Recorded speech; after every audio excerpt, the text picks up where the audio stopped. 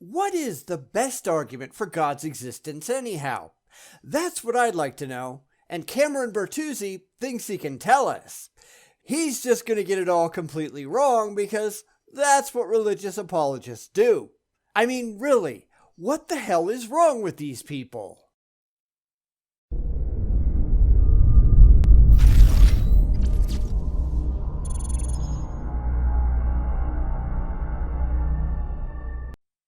Today, we pay a visit to Cameron Bertuzzi over on 1 Minute Apologist, which I've looked at before and laughed at hysterically. Because these people, they're not bright, they're just not.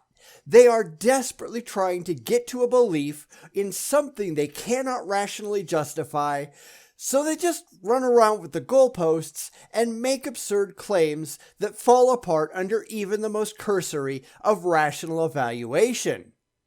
But honestly, what else can they do? They've got nothing intelligent to say. So let's go watch. In studio with Cameron Bertuzzi. Hey buddy, it's good to have you on from Capturing Christianity. Good to be here. Hi Cameron. Usually, if you remember, Cameron is the guy who sits there and asks questions, and we've seen him over on Capturing Christianity like, well, maybe you can call him the straight man. I don't know. Whatever. He's been on with people like William Lane Craig and the like, tossing eternal softballs in their direction, because, let's be honest, none of these people have anything intelligent to say anyhow. So let's see how Cameron fares on his own. I'd say we should be gentle, but, since when do we ever do that? In your opinion, what is the best argument for God's existence?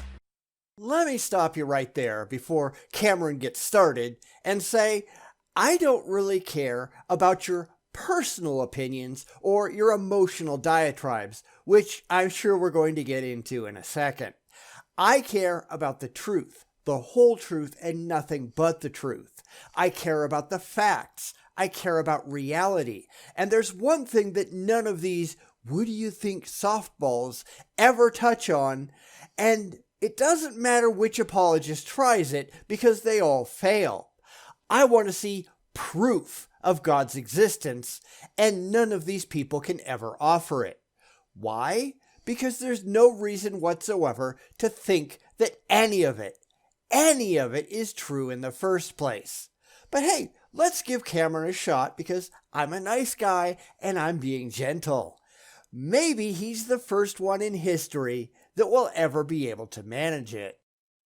Yeah, so this is a personal question for me because about a year ago at this point, I was going through some serious doubts about God's existence, the arguments for God, and I wasn't really sure that there was a good argument for God's existence. That's because there isn't. That's why we don't rely on arguments for existence. We rely on evidence. That thing you guys don't have. And maybe that's why the religious get it all so wrong, because they don't understand the difference. When we're talking about reality, that stuff that's all around us, we don't make arguments to examine it. We look for objectively verifiable evidence that the things that are actually there are real. It's called science, bitches. It works. But the religious, they've got none of that. None at all. That's because their beliefs are not predicated on facts, but on feelings. They want it to be true because it makes them feel good. But evidence doesn't support feelings. It supports facts, which again, they don't really care about. That's why there are no apologetic videos proclaiming, here is the evidence that God is real. It's all arguments, because God isn't real. And I came across the work of a guy named Joshua Rasmussen, who I've had on my channel a bunch. And I found out that he has a version of the argument from contingency that is really, really strong. And to me, it's rationally unassailable. Like, you can't get past it. It's just that good. And the argument from contingency is terminally flawed, as we've shown before. But let's go ahead and take a look again, because maybe, just maybe, they might have gotten something different. We'll see what this version happens to say. I wouldn't be holding my breath though, because it really isn't a good argument, as if any argument can actually show that God is real to begin with.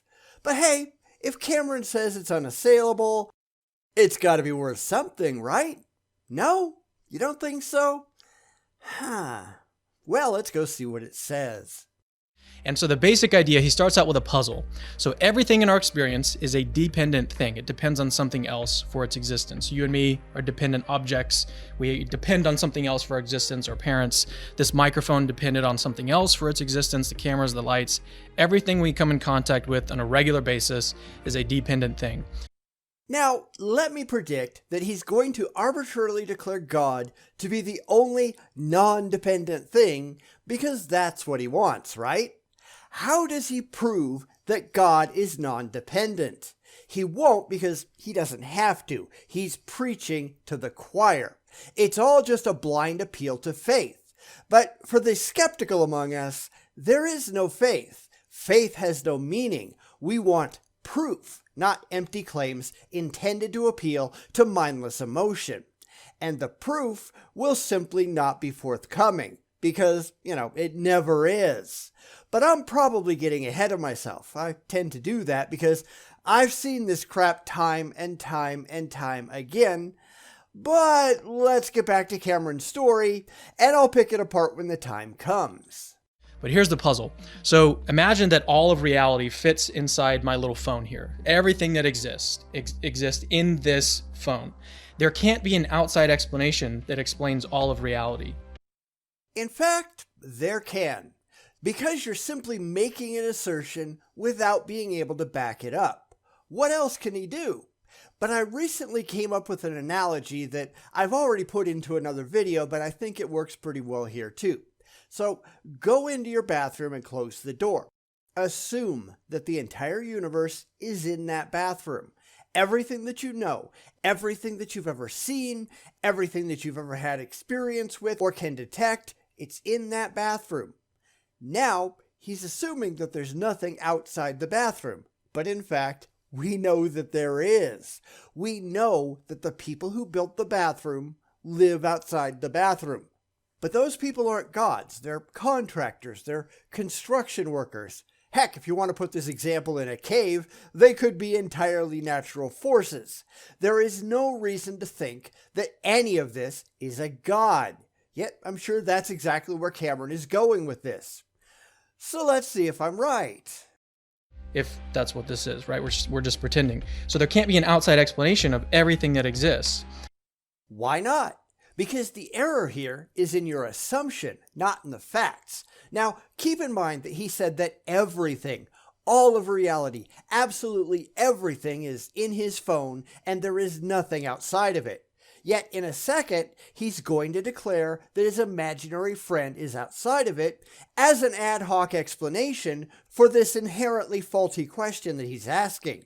Now, he is correct when he says that everything that we see, everything that we are aware of within our universe is dependent. All the way back to the Big Bang, beyond which we simply do not know. And here is where he gets it all wrong, or will if experience is anything to go by. Because he will, without a doubt, just guess that there had to be some non-dependent thing which he cannot demonstrate, which created everything else. But that is simply not demonstrable.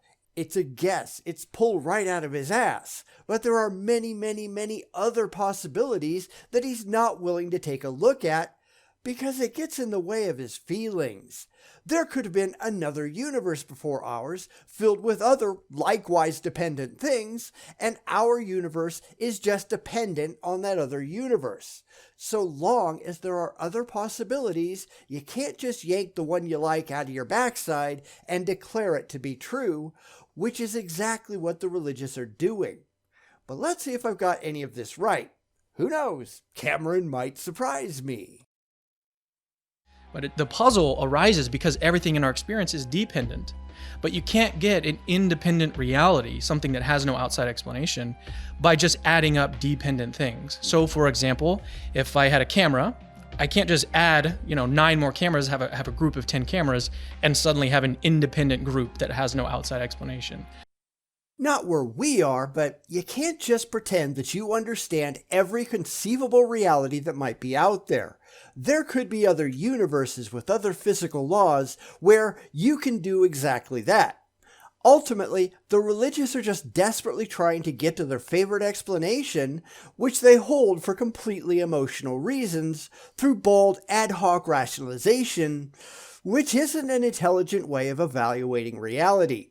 You can't start off with a goal in mind and then arbitrarily dismiss every other possibility because it gets in the way of your goal. Yet that's exactly what the religious do. It's kind of sad, isn't it? Like that's impossible, actually. Says who? Again, as I've pointed out in the past, they are just living on a bunch of unsupported and unsupportable assumptions that simply do not stand up to any kind of rational critical evaluation. They assume that everyone is just like they are, which is why they like to pretend that atheists have faith and believe in their imaginary friend, but they also assume that every conceivable reality is just like this one, so that our physical laws are the same as every other conceivable set of physical laws that could ever possibly be out there, and that's simply not the case. Now, we don't know, and that's kind of the point, but you really can't base your entire argument on something that you cannot prove to be the case. The only real answer that we can offer is, we just don't know, and leave it at that until we actually do find additional information. But they're too busy rationalizing their way to an emotionally comforting conclusion to care what intelligent people would do. So the idea, though, is that we have this puzzle. Everything in our experience is dependent. All of reality is independent. So how do we square these two? How do we get past that? And the answer that Josh Rasmussen gives is that we have to posit a necessary foundation at the foundation of reality, or necessary thing at the foundation of reality that explains all dependent reality. Maybe you should start by acknowledging that perhaps we don't know absolutely everything yet. We continually find new things about reality. It's kind of why we still have science. We understand only a tiny sliver of the whole of potential knowledge out there. Yet they want to pretend that we've got it all, and they can therefore make sweeping judgments based on our complete knowledge of the nature of absolutely everything. Which isn't real. Come on, Cameron. Logic. Reason. Try it. It's really not that hard.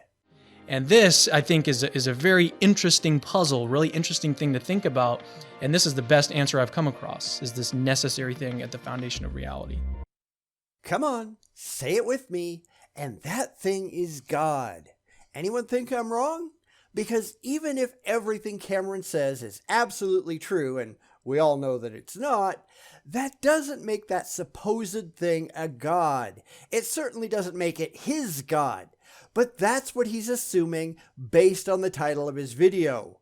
What is the best argument for God's existence? You haven't made one. You haven't even gotten close. It's that completely absurd leap to, therefore God, without showing, therefore God. It doesn't actually prove anything. It's just something that the believer can grab and run with because they desperately want to reach that emotionally comforting goal. It doesn't actually get you there. It doesn't get you anywhere close. It's like being in a courtroom and they're trying to determine who killed someone else. And the prosecutor just goes, well, someone clearly killed the victim, therefore it was David Smith. No, that's not how it works. There's a whole lot of steps in there that you have to go through to come to that conclusion rationally, but nobody on the religious side is interested in taking them. Even if everything he says is true, and he hasn't even gotten close to proving any of it, but let's pretend that he has, he's no closer to proving that his God is responsible than he was when he started. Because the only way to prove that his God is responsible is to prove that his God is real, and he certainly can't do that. He also has to produce evidence that his God actually did it, and he's not even trying, is he? Now, he says that he lost his faith or he was doubting God a while back. And this is just a sad example of what happens when you don't follow rationality and reason to its logical conclusion. When you just sit down and go, well, believing this makes me feel good, so let's keep doing that. Because this whole thing is really stupid. You can't prove it's true. You can't, and he doesn't care. This whole thing is a sham, meant to appeal to the already delusional, which is why they only talk to the already delusional. They don't talk to us because we'd wipe the walls with them. We just point out all of the stuff that they're doing wrong, and they can't have that, can they? It just might hurt their feelings. And that's really all this is about. So sorry, Cameron. That might impress you, but it certainly doesn't impress anyone else. And honestly, it shouldn't impress you either. It only does because you're doing reality completely wrong. And that's pathetic. It really is. Knock it off.